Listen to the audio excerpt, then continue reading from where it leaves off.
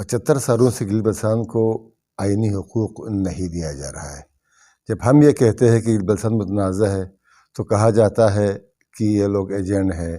یہ لوگ غدار ہے، لیکن خدا کا شکر ہے اب سپریم کورٹ آف پاکستان نے بھی کہا کہ گل بلتستان ایک متنازع خطہ ہے اور اس کو پاکستان میں شامل کرنے کے لیے کم از کم ریفرینڈم کرایا جائے۔ ہم یہ کہتے ہیں کہ بھئی یہ ریفرینڈم کون کرائے گا؟ یہ ریفرینڈم کی باتیں نہ،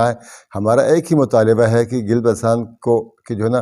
متنازع حیثیت کو بحال رکھا جائے اور گلگت بلتستان کو وہ تمام حقوق دیے جائے جو ایک متنازع خطے کو حاصل ہے۔ مثلا کرگل لداخ میں اپنے ہل کونسل ہے، کرگل لداخ میں 32 چیزوں پر سبسڈی ہے، تو گلگت بلتستان کے عوام کو بھی 32 چیزوں پر سبسڈی ملنی چاہیے۔ ساتھ ساتھ میں گل بلتستان کے عوام کا مشکور ہوں کہ انہوں نے گلگت بلتستان کے تمام عوام روڈ پہ نکلے اور سابقہ حکومت نے جو گندم کی ریٹ میں اضافہ کیا تھا اس کو واپس کرایا گیا، لیکن ہم سمجھتے ہیں گندم ہمارا مسئلہ نہیں ہے۔ یہ صرف اور صرف ہم نے مذاکرات کے ٹیبل پر بیٹھنے کے لیے شرط رکھا گیا تھا۔ اس کے بعد ہمارا جو ہے نا اصلی معاملہ ہے گلگت بلتستان کے زمینوں پر قبضے ہو رہے ہیں، گلگت بلتستان کے وسائل پر قبضے ہو رہے ہیں، معدنیات کو جو ہے نا ریٹائرڈ جرنلوں کے نام پر، ریٹائر کرنلوں کے نام پر اور چائنا کاروباری لوگوں کو جو ہے نا دیا جا رہا ہے۔ ہم کہتے ہیں کہ گلگت بلتستان میں 1 انچ زمین خالص سرکار نہیں ہے، پہاڑ کی چوٹی سے لے کر دریا کے کنارے تک عوام کی ملکیت ہے، اور عوام سے پوچھے بغیر کہیں بھی کوئی کسی کو لیز دیا گیا، زمین پر قبضہ کرنے کی کوشش کی گئی تو ہم ان کے عزائم کو ناکام بنا دیں گے۔ ساتھ ساتھ آپ سننے میں آ رہا ہے کہ گلگت بلتستان کے ریسٹ ہاؤسز کو بھی سیکورٹی اداروں کے حوالے کیا جا رہا ہے، گلگت بلتستان کے PTDC موٹل کو بھی سیکورٹی اداروں کے حوالے کیا جا رہا ہے۔ ہمارا مطالبہ ہے کہ سیکورٹی اداروں کے پاس پہلے ہی بہت سارے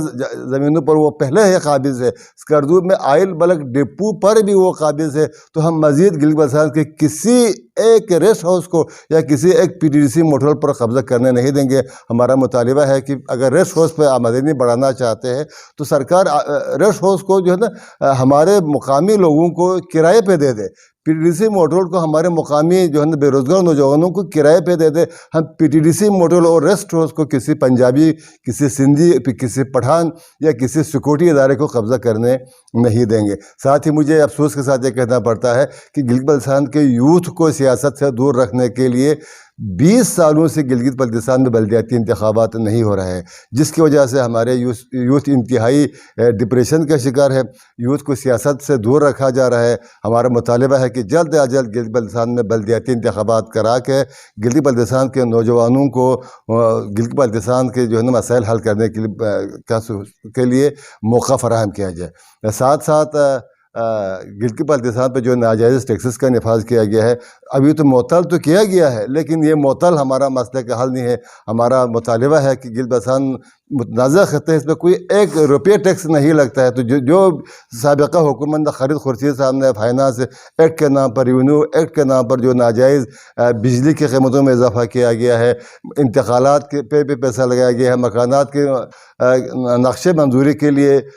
جو ناجائز ٹیکسز کا نفاذ کیا گیا ہے، ان سب کو جو ہے نا واپس لیا جائے۔ ساتھ ساتھ ہم گلگت بلتستان کا سب سے بڑا مسئلہ کرپشن ہے۔ یہاں پر کوئی ایک بھی سکیم گلگت بلتستان کے مکمل نہیں ہے، کوئی سکیم 7 سالوں سے، کوئی 10 سالوں سے، کوئی 20 سالوں سے انکمپلیٹ ہے۔ کہنے کو تو گلگت بلتستان میں ادارے ہیں، نیب ہے، FI ہے، لیکن اینٹی کرپشن ہے، یا وزیر اعلیٰ معائنہ کمیشن ٹیم ہے، یا دوسرے ادارے ہیں، یا ہمارے جو ہے نا سیکورٹی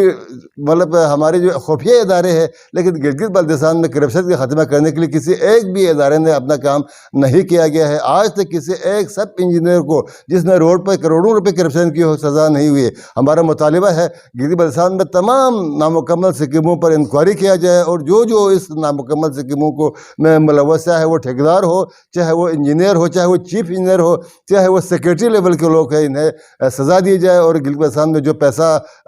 پاکستان جو اسلام آباد سرکار پیسہ دیا ہے وہ اصل منصوبوں پر خرچ کیا جائے۔ ہم یہ کہتے ہیں کہ اسلام آباد سرکار اگر گلگت بلتستان کو 10 ارب روپے دے تو اس میں 9 ارب روپے ہمارے وزیر اعلیٰ، گورنر، ججز، جنرلز، بیوروکریسی، ممبران اسمبلی کے عیاشیوں پر خرچ ہو رہا ہے. 1 ارب روپے گلگت بلتستان کے عوام پر خرچ کیا جا رہا ہے، جو کہ گلگت بلتستان کے عوام کے ساتھ زیادتی ہے. ہمارا مطالبہ ہے اسلام آباد جتنا پیسہ دے اس کو 50% گلگت بلتستان کے تعمیراتی ترقیاتی منصوبوں پر خرچ کیا جائے اور 50% بیوروکریسی، ججز، جنرلز اور ہمارے منتخب نمائندوں کی عیاشیوں پر خرچ کیا جائے. یہ کیسا انصاف ہے کہ 90% آپ اپنے عیاشیوں پر خرچ کریں اور 10% عوام پر خرچ کریں. اسی وجہ سے آج گلگت بلتستان میں 23 گھنٹے کی لوڈ شیڈنگ ہے. اسی وجہ سے آج اسکردو میں 1500 طلبہ و طالبات داخلے سے محروم ہیں. اسی لیے آج اسکردو ہسپتال میں MRI مشین اس دور میں بھی نہیں ہے. میں حیران ہوں کہ ہم مطالبہ کرتے ہیں ہمیں ڈاکٹر دے، ہمیں انجینئر دے. اسلام آباد ہمیں یہاں سے DC بھیجتے ہیں، یہاں سے اسسٹنٹ کمشنر بھیجتے ہیں. اس وقت بلتستان ریجن میں 17 اسسٹنٹ کمشنر ہے لیکن 17 لیڈی ڈاکٹر نہیں ہے. اس وقت بلتستان میں 17 اسسٹنٹ کمشنر ہے، 17 لیکچرر نہیں ہے. ہمارا مطالبہ ہے کہ گلگت بلتستان میں جو 10 اضلاع جو عوام پر بوجھ ہے، خزانہ پر بوجھ ہے، ختم کر کے ضلع دیامر، ضلع بلتستان اور ضلع گلگت کے نام پر 3 ضلع بنایا جائے اور جو 7 اضلاع ہے ان کو فی الفور ختم کیا جائے تاکہ ان پر جو بیوروکریسی پر جو عیاشیوں پر جو خرچ ہو رہا ہے وہ پیسے گلگت بلتستان کے عوام پر خرچ ہو. ساتھ میں ایک بار پھر گلگت بلتستان کے یوتھ سے، گلگت بلتستان کے عوام سے اپیل کرتا ہوں کہ چونکہ ہم نے حکومت کو 21 دن کا ٹائم دیا ہے، اس 21 دن کے اندر ہمارے مطالبات حل نہیں ہوئے تو پھر گلگت بلتستان کے عوام پھر روڈ پہ آئیں گے اور انشاءاللہ اب ہم اپنے تمام حقوق جو ہے نا حاصل کریں گے.